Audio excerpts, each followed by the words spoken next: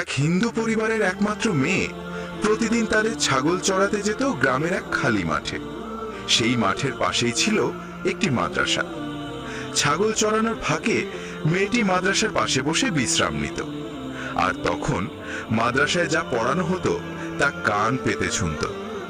একদিন মেয়েটি শুনল হুজুর বলছেন, যে কোনো কাজ বিসমিল্লাহ বলে শুরু করলে আল্লাহর বরকত নেমে আসে আর কাজটি সুন্দরভাবে সম্পন্ন হয়।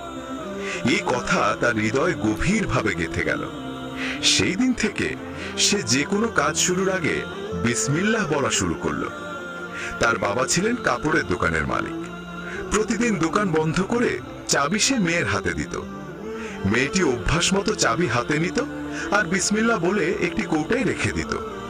সকালে আবার বিসমিল্লাহ বলে বাবাকে চাবি দিয়ে দিত। দিন যেতে লাগলো। একদিন মেয়ের মা লক্ষ্য করলেন